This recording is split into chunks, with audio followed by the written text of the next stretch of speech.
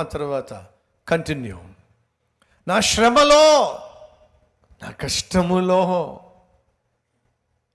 నాకు చేతగాని పరిస్థితిలో ఏం చేశాడు? యెహోవాకు మొరపెట్టి తిని. అది నువ్వు చేయాల్సింది. మా అక్కకు ఫోన్ చేసి తిని కాదు. ఉన్నారా? మా అమ్మకు ఫోన్ చేసి తిని ఉన్నారా? లాయర్కి ఫోన్ చేసి తిని, పోలీస్ స్టేషన్కి ఫోన్ చేసి తిని ఉన్నారండి? అది పరిష్కారం కాదు. దావీదు అంటున్నాడు, నా శ్రమలో నేను యెహోవాకు ఏమిటట? మొరపెట్టి తిని, నా దేవునికి ప్రార్థన చేసి తిని. ఎక్కడట? లైవ్లో. ఏమిటి? ఈ కరోనా భలే పనిచేసింది కదండి. భలే పనిచేసింది. చక్కగా నిలబడి ప్రసంగించేటటువంటి ఉద్యోగ ప్రసంగికులను కూడా కూర్చోబెట్టేసింది. ఎటువంటి పరిస్థితి వచ్చిందా? చక్కగా సోఫాలో కూర్చొని, చక్కగా ప్రశాంతంగా కూర్చొని తీరిగ్గా మాట్లాడే స్థాయికి తీసుకెళ్ళిపోయింది. అటు ప్రసంగికులను తీసుకెళ్ళిపోయింది, అటు భక్తులను కూడా తీసుకెళ్ళిపోయింది. వెనకటికట నాలాంటి ప్రసంగికుడు పాపం చాలా దూరం నుంచి ప్రయాణం చేసి వచ్చి, ప్రియులారా, నేను చాలా దూరం నుంచి వచ్చి ప్రయాణం చేసి వచ్చి తిని కనుక ఏమిటట, నేను కూర్చొని వాక్యము చెప్పేదను అన్నాడట. ఇల్లప్పుడు ఎవరో ఒకరు లేచి, పాస్టర్ గారు మీరు కూర్చొనే వాక్యం చెప్పండి, మేమేం అనుకోం, మేము పడుకొని వాక్యం వింటాం, మీరు కూడా ఏమనుకోకండి, నవ్వకండి. కానీ ఈరోజు అది వాస్తవం కదా. వాక్యం చెప్పేవాళ్ళేమో దర్జాగా కూర్చొని వాక్యం చెప్తూ ఉంటే సోఫాలో పడుకుని వినేవాళ్ళు, మంచం మీద పడుకుని వినేవాళ్ళు, ఈజీ చైర్లో పడుకుని వినేవాళ్ళు, రిక్లైనర్లో పడుకుని వినేవాళ్ళు ఈరోజు తయారు కావట్లేదా? వాక్యానికి విలువ తగ్గిపోతుంది. అంటే వాక్యం కూర్చొని చెప్పకూడదని చెప్పి అంటలేదు సుమా. కానీ నేనేమంటున్నానంటే, బోధకులమైన మాలాంటి వాళ్ళు వాక్యాన్ని దర్జాగా కూర్చొని చెప్తే వినేవాళ్ళు ఏం చేస్తారు? దర్జాగా పడుకొని వింటారు. 30 సంవత్సరాలుగా వాక్య పరిచర్య చేస్తున్నాను. 30 సంవత్సరాలు? 32 సంవత్సరాలుగా వాక్య పరిచర్య చేస్తున్నాను. 2019లో కరోనా వచ్చింది, 2020 వెళ్ళిపోయింది, 2021 వచ్చేసింది. ఈ మధ్యకాలంలో ఎన్ని వందల ప్రసంగాలు నేను చేశాను. ఏ రోజు కూడా కూర్చొని వాక్యం చెప్పడానికి నేను సాహసము చేయలే. ఎందుకని అది దేవుడు నాకు నేర్పించింది. దేవుని పట్ల ఉన్నటువంటి ఆ భయము కావచ్చు, భక్తి కావచ్చు, లేదా వాక్య పరిచర్య, వాక్యాన్ని ప్రకటించటము అనేటటువంటి అద్భుతమైన భాగ్యము, బాధ్యత బహు శ్రేష్టమైందిగా నేను భావించాను. కాబట్టి ఒకవేళ వయసు మీద పడి శరీరం సహకరించక కూర్చొని వాక్యం చెప్పే పెద్దలు ఉన్నట్లయితే వారిని మనం గౌరవిద్దాం. చేయగలిగినంత కాలం సేవ చేశారు, ప్రయాసపడవలసినంత కాలం ప్రయాసపడ్డారు. ఇప్పుడు శరీరంలో ఉన్నటువంటి బలహీనతను బట్టి ఒకవేళ కూర్చొని వాక్యం చెప్పవలసి వస్తే అది మనం ఏమాత్రం కూడా తప్పు పట్టాల్సిన అవసరం లేదు.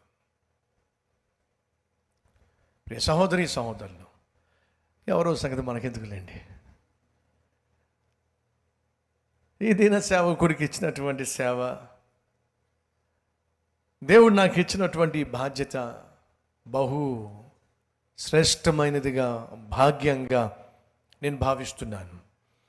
కాబట్టి నేను వాక్యాన్ని ఎంతగా ప్రేమించి ఎంత ప్రయాసతో మీకు అందిస్తున్నారో మీరు చూసినప్పుడు మీరు కూడా వాక్యాన్ని ప్రేమించండి.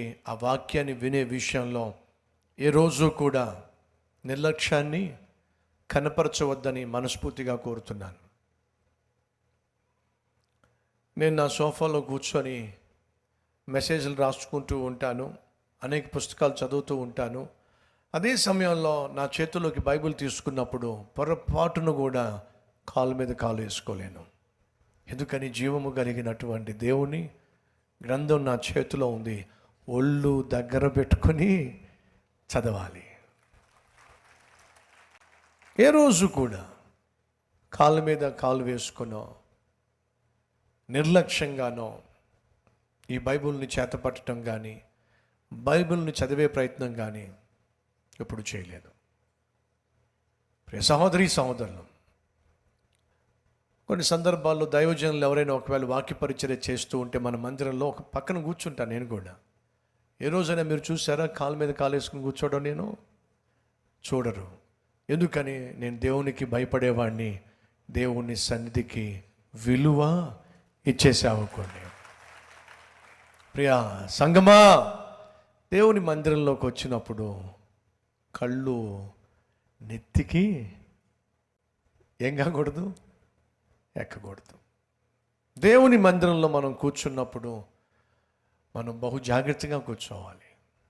అందుకే కదండి మేము మందిరానికి రాకుండా శుభ్రంగా ఇంట్లో కూర్చుంటున్నాం అని అంటే నేనేం చేస్తాను? ఇంకా ప్రసంగి 5వ అధ్యాయము, ప్రసంగి 5వ అధ్యాయం చదువుతున్నాను.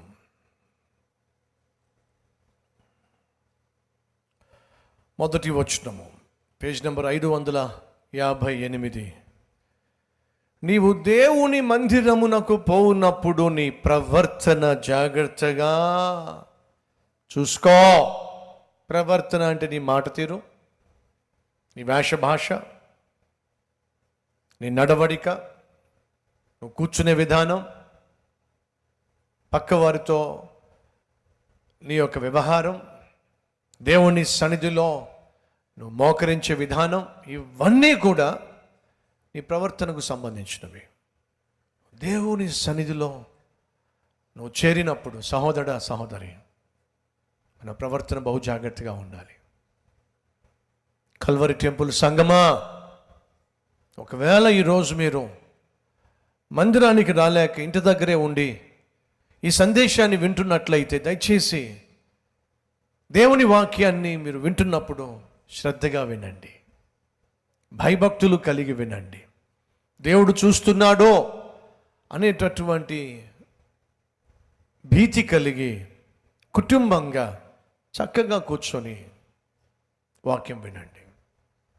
అంతేగాని ఆడుతూ పాడుతూ నిర్లక్ష్యంగా కబుర్లు చెప్పుకుంటూ ఫోన్లో మాట్లాడుకుంటూ అది పద్ధతి కాదండి.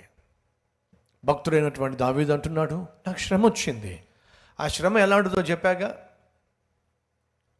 ఎవరి వల్ల వచ్చిందో చెప్పాగా, నాకు వల్ల కావటం లేదయ్యా, ఈ మనిషి చేసేటటువంటి పనులు చూస్తూ ఉంటే తట్టుకోవడం నా వల్ల కావటం లేదయ్యా. నన్ను చంపాలనుకుంటాడు ఏమిటయ్యా, నేను హాని చేయలేదే, కీడు చేయలేదే, నష్టాన్ని చేయలేదే, మేలే చేశానే, ప్రేమను పంచానే, దురాత్మ వచ్చి పట్టినప్పుడు విడిపించానే, అన్ని విధాలుగా మేలు చేస్తే నన్ను చంపాలనుకుంటున్నాడు ఏమిటయ్యా, నాకు అర్థం కావట్లేదు. అటువంటి శ్రమ గుండా తను వెళుతున్నప్పుడు ఏం చేశాడట? ప్రార్థన చేశాడట. ఎక్కడ ప్రార్థన చేశాడట? ఆయన తన ఆలయములో ఆలకించి నా ప్రార్థన అంగీకరించను. దేవుడు ఆలయంలో ప్రార్థన ఆలకించాడంటే భక్తుడు ఎక్కడున్నట్టు? ఇంట్లోనా? గడి చెప్పండి. సినిమా థియేటర్లోనా? మరి ఎక్కడ? మందిరం బయట? ఆలయములో. శ్రమ వచ్చింది, దావీదు ఏం చేశాడో తెలుసా? ఆలయానికి వచ్చాడు. ఆలయములో నా దేవునికి నేను మొరపెట్టాను.